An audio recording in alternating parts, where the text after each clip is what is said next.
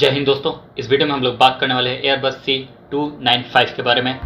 इसमें यह देखेंगे कि जहाज को भारत के अंदर कौन सी कंपनी बनाने वाली है तथा इसका इस्तेमाल क्या क्या किया जा सकता है। तो बने रहिए आप हमारे साथ, करते हैं इस वीडियो को स्टार्ट तथा इस चैनल को सब्सक्राइब भी कर दीजिए, बेल आइकन को दबा दीजिए और जितना ज़्यादा हो सके इस चैनल को शेयर कीजिए ताकि नॉलेजेबल वीडियो काफ़ी लोगों के पास पहुँचे। एयरबस एक बहुत बड़ी कंपनी है। इस कंपनी ने भारत के एक कंपनी टाटा के साथ समझौता किया है एक मल्टी रोज जहाज के लिए जिसका नाम है एयरबस C295।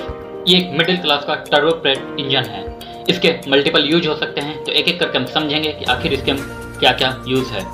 ये जहाज छोटे साइज का है और अपने साथ 71 लोगों को यानी कि 71 सोल्जर्स को कैरी कर सकता है और ये उन सोल्जर्स को कहीं पे भी ड्रॉप कर सकता है क्योंकि इस जहाज के पीछे एक रैंप लगा हुआ है।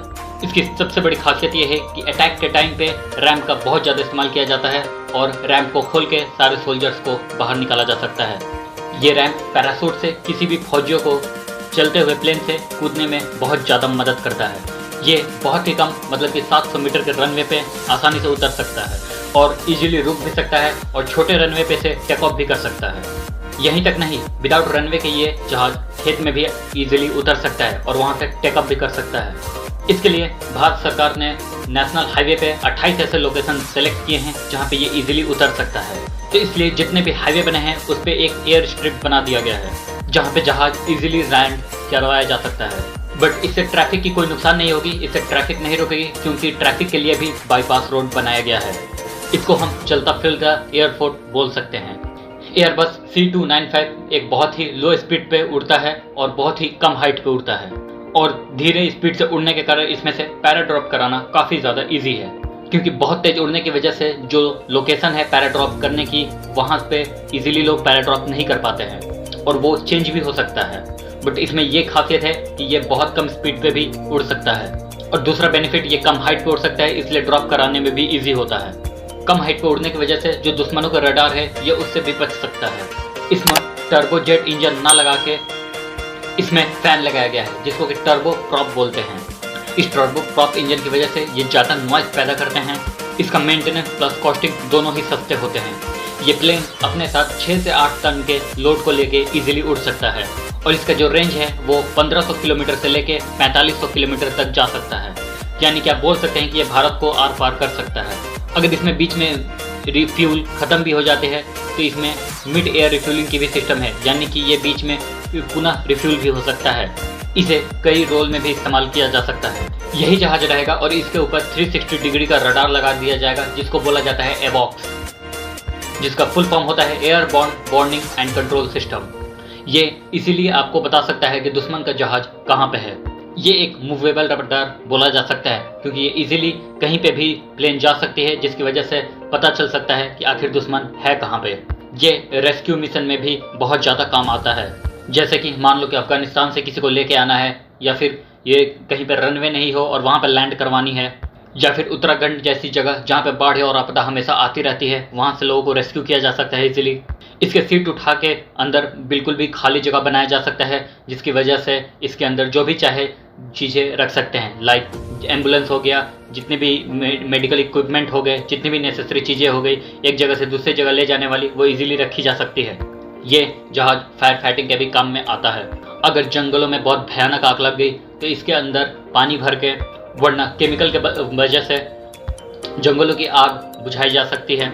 जिस जगह पे इसमें पानी भरा गया था आग बुझाने के लिए, अगर उसी जगह पे इसमें फ्यूल भरा जाए तो ये जहाज दूसरे जहाज़ों को या हेलीकॉप्टरों को आसमान में उड़ते टाइम पे फ्यूल ट्रांसफ़र कर सकता है। मतलब कि ये मिड एयर रिफ्यूलिंग के लिए टैंकर का काम भी कर सकता है।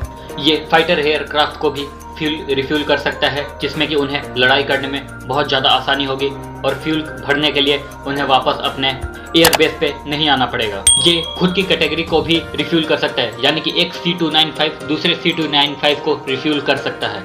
इसका एक नेवल वेरिएंट भी है। नेवल वेरिएंट में ये टॉर्पीडो इजीली लॉन्च कर सकता है।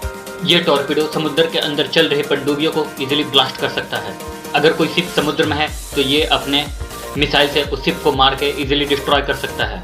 ये ट्रांसपोर्ट एयरक्राफ्ट होने के साथ साथ अटैक के टाइम पे भी बहुत ज़्यादा काम कर सकता है। जो जहाज ज़्यादा दूरी पे काम करती है उसको बोला जाता है स्ट्रैटेजिक और जो कम दूरी पे काम करते हैं उसको बोला जाता है टैक्टिकल। तो ये जहाज टैक्टिकल है, इसलिए ये टैक्टिकल बॉम्बिंग के काम में आ सकता है। और ये गनशिप में भी काम कर सकता है। गनशिप उसे कहते हैं जैसे कि कोई भी हवाई जहाज हो गया और उसके दोनों तरफ गन और गन हो गए, तोप हो गए, मशीन गन हो गए, वो सारी चीज़ें फिट कर दी जाती है। तो इसलिए ये गनशिप का भी काम कर सकता है और टैक्टिकल बॉम्बर का भी काम कर सकता है। इसे एयरबस और टाटा दोनों कंपनियां मिलकर बनाएगी। इस पे गवर्नमेंट ने, कैबिनेट कमेटी और सिक्योरिटी ने मंजूरी दे दी है। इसे 56 एयरक्राफ्ट खरीदे जाएंगे और इसका नाम होगा एयरबस C295। इसमें से जो 16 एयरक्राफ्ट है वो स्पेन के एयरबस से खरीदे जाएंगे।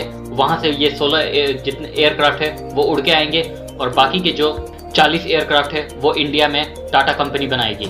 इसमें टाटा कंपनी के शेयर्स ज़्यादा रहेंगे और एयरबस के कम रहेंगे। इसके कारखाने भारत में लगेंगे, जिसकी वजह से इंडिया के जितने भी इंजीनियर्स हैं उनको कम से कम इसकी टेक्नोलॉजी का ज्ञान होगा, जिसकी वजह से यहाँ के अलग अलग सप्लायर को ये पता चलेगा कि एक जहाज बनाने में बहुत सारी चीज़ें लगती है, जिसमें से एक पेंट हो गया जो कि भारत की कंपनी बना सकती है। इसमें जो स्टील और एल्यूमिनियम लगते हैं वो भी यहीं से लिए जा सकते हैं। इनका काम स्टार्ट होगा तो धीरे धीरे भारत के अंदर टेक्नोलॉजी भी बढ़ेगी। ये जो एयरबस है C295 ये हमारे एयरक्राफ्ट के क्षेत्र में क्रांति लेके भी आ सकता है, क्योंकि ये मल्टीटास्क में भी यूज़ किया जा सकता है। जहाज एक ही रहेगा और इसे बहुत सारे कामों में यूज़ किया जाएगा। भारत को इन 56 एयरक्राफ्ट को खरीदने में 20,000 करोड़ का खर्च आया है और जब टाटा कंपनी भारत के अंदर इसे बनाएगी तो टाटा कंपनी के समझौता के हिसाब से भारत में ये तकरीबन 150 की यूनिट में जहाज बनेंगी और इन 150 जहाज को बनाने का जो खर्च आएगा वो 40 करोड़ आएगा, सॉरी 40,000 करोड़। यानी कि आप बोल सकते हैं कि खर्च को दोगुना कीजिए तो जहाज आपको 3 गुना की क्वांटिटी में मिलेगा। दूसरी बात ये कि भारत में रोजगार भी बढ़ेगा, इंडियन करेंसी की वैल्यू भी बढ़ेगी, जहां से हम छोटे देशों को एक्सपोर्ट भी कर सकते हैं, तो जिसकी वजह से भारत का एक बहुत बड़ा इकोसिस्टम बन सकता है। तो आई थिंक आपको ये वीडियो नॉलेजेबल भी लगा होगा और इंटरेस्टिंग भी लगा होगा, तो इसको जितना ज़्यादा हो सके शेयर कीजिए। मिलते हैं फिर नेक्स्ट वीडियो में। जय हिंद।